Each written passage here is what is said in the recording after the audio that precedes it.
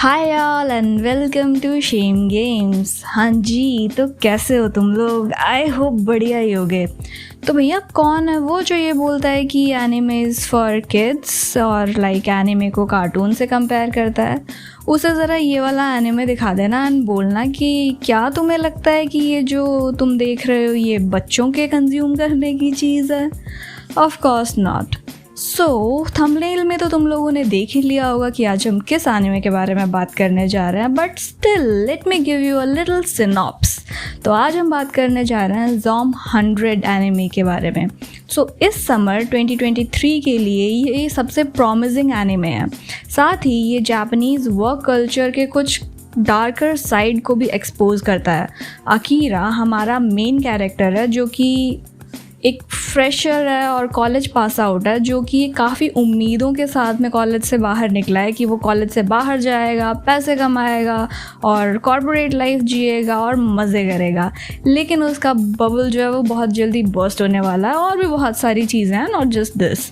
But still the thing is synopsis is around like that. और भैया जब बात ही कॉलेज पास आउट बंदे की हो रही है, so it is definitely not for kids, right? So इसी के साथ ही अब हम बकवास करते हैं बंद and let's roll the intro.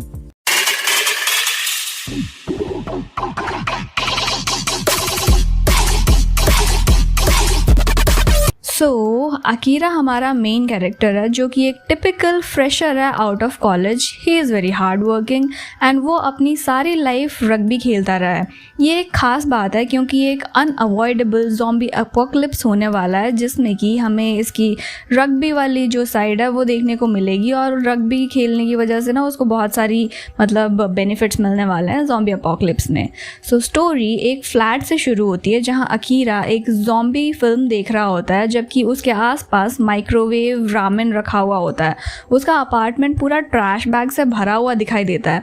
इन सारे चीज़ों को देख करके हमें लगता है कि शायद से ज़ॉम्बी अपोकलिप्स हो चुका है और उसके बाद का सीन है, लेकिन ये सिर्फ कुछ आने वाले इवेंट्स के लिए एक फोरशैडोइंग है बेसिकली।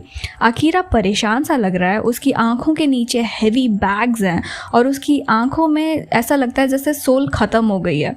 अकीरा के पास ऐसे क्रंच कल्चर्स हैं जिससे वो ट्रैश पिकअप डेज जो होता है ना वो मिस कर देता है। बेसिकली जब आप वर्किंग क्लास के हो जाते हो, आप अकेले रहने लगते हो, तो कई बार ऐसा होता है ना, जैसे we live in Delhi and other places, तो ना एक कूड़े वाली गाड़ी आती है जो कि एक पर्टिकुलर टाइम पे आती है। लेकिन कई बार ऐसा होता है वर्किंग क्लास हो तो आप सुबह सुबह बहुत जल्दी उठ के निकल जाते हो, शाम को लेट आते हो, तो वो जो कचरा है ना वो फेंक नहीं पाते हो और वो धीरे धीरे पाइल अप होने लगता है। This is what happened with Akira.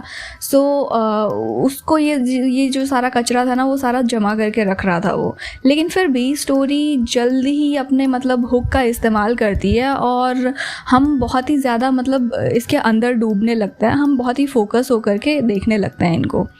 ये एक इम्पॉर्टेंट डिटेल है क्योंकि ज़ॉम्बीज़ जो है ना वो हमेशा से एक मेटाफोर के रूप में यूज़ करे गए हैं हर सीरीज़ में। अब नाम से ही हमें पता चल रहा है कि ज़ॉम्ब 100 में ज़ॉम्बीज़ एक मेटाफोर की तरह वर्किंग क्लास के लिए यूज़ करे गए हैं।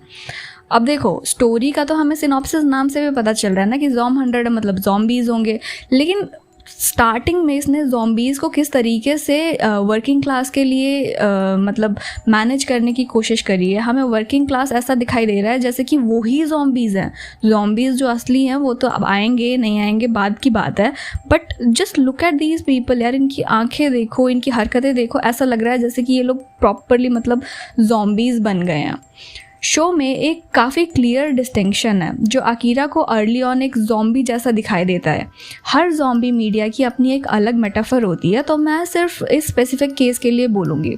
जिस कंपनी में ये बंदा वर्क करता है ना, उस कंपनी के दूसरे लोग भी जो हैं वो सब के सब एम्प्लॉयज़ ज़ॉम्बीज़ जैसे दिखाई देता है हमें।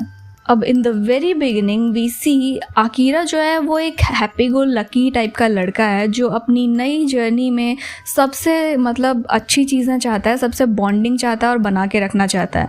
लेकिन लगता है कि उसने कंपनी के लिए मतलब जब इंटरव्यू दिया था ना, उसने रिसर्च अच्छे से नहीं करी थी, रिव्यू वगैरह पढ़े नहीं थे शायद। लगता है उसने काफ़ी जल्दी में डिसीजन ले लिया था कंपनी ज्वाइन करने का। लेकिन सब चीज़ें अच्छी दिखाई पड़ती है फॉर द फर्स्ट मतलब फ्यू सेकेंड्स, लोग उसको अप्रिशिएट इनिशिएट करते हैं, उसका बॉस आके उसको इंट्रो करवाता है। इसी के साथ ही वो जब घूम रहा होता है ना ऑफिस में, तो एक क्यूट सी लड़की से उसकी टक्कर हो जाती है जिसका नाम होता है साओरी, और उसकी काफ़ी चीज़ें गिर जाती है। तो अकीरा उसकी मदद करता है और वो एक दूसरे से मतलब कुछ गुड लक वर्ड्स एक्सचेंज करते हैं। अपने पहले ही दिन के बाद जब इवनिंग हो जाती है तो एक छोटी सी पार्टी रखी होती है इनके लोगों ने, और जिसमें अकीरा को भी इनवाइट किया जाता है। तो अकीरा अपने कोवर्कर्स के साथ में बैठ कर के थोड़ा मतलब खाता पीता है, साओरी को थोड़ा सा घूरता है। लेकिन जैसे ही पार्टी ख़त्म होती है उसे पता चलता है कि सब लोग वापस से ऑफिस जा रहे हैं। ये लोग घर नहीं जा रहे हैं, ये लोग ऑफिस जा रहे हैं।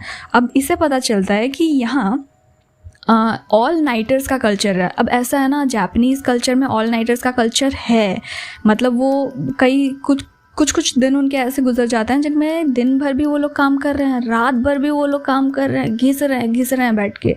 अब इस दिन के बाद ना 2 दिन बीत जाते हैं, वो घर नहीं गया होता। 2 दिन के बाद जब वो घर जाता है, पूरी रात सोने के बाद जब मॉर्निंग में उसका अलार्म बजता है ना, तो वी कैन सी वो एक बहुत ही ज़्यादा टेरिबल सिचुएशन में था। वो अंदर से अच्छा नहीं फील कर रहा था और ऐसा लग रहा था जैसे कि वो अंदर से पूरा सूख चुका है। वो वापस जाने के लिए बिल्कुल भी राज़ी नहीं था अपने ऑफिस।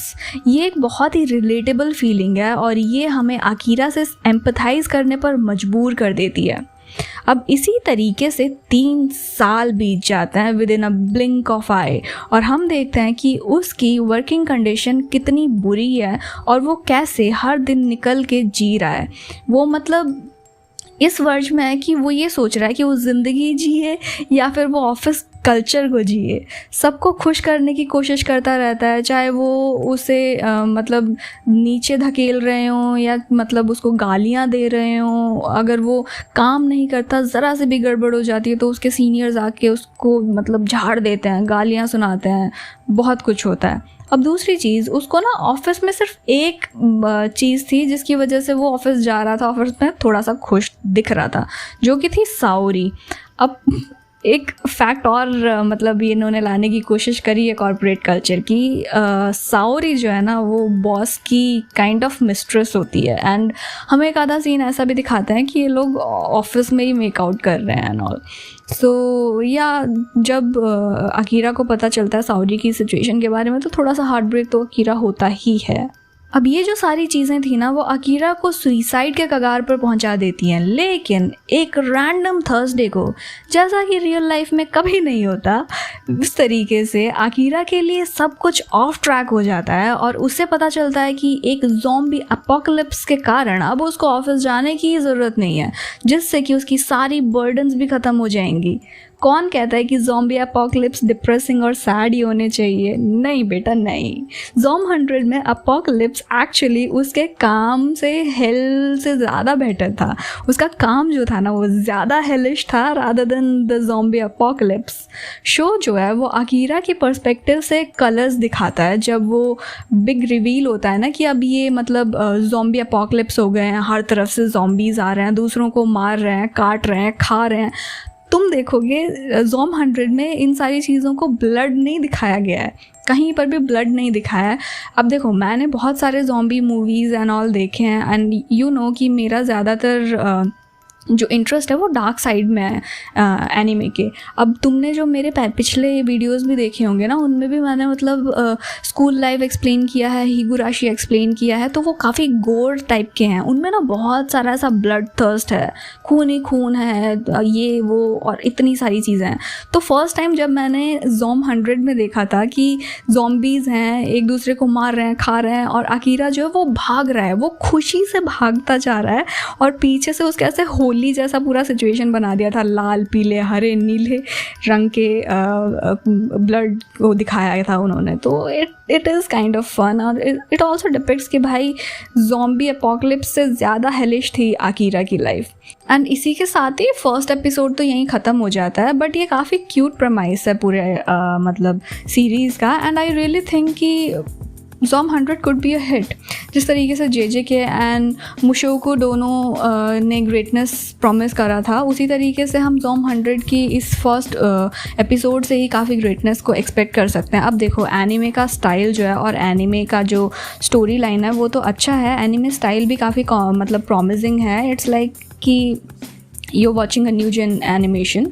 अब उसके साथ ही स्टोरी लाइन भी इट इज़ क्वाइट इम्पल्सिव, मतलब भाई स्टोरी लाइन इज़ देखो हॉरर है नहीं है वो तो आगे आगे ही पता चलेगा, may be it could be a horror comedy I think, but देखो स्टार्टिंग में ही अब अकीरा की कोई फैमिली नहीं दिखाई गई है एंड सिचुएशन किस तरीके से आगे बढ़ेगा दैट टोटली डिपेंड्स ऑन मतलब राइटर। अभी से मैं तो डिपेक्ट भी नहीं कर सकती कि आगे क्या होगा या ये स्टोरी किस वे में जाएगी। It could go in a way जिससे कि मतलब बहुत हॉरर वाला डायरेक्शन हमें मिले, plus it could also go in a way जिससे हमें बहुत मतलब funny and jolly type situation mile. So yeah, Zom 100 is certainly a very funny bone it has, but the main question is, can it scare me?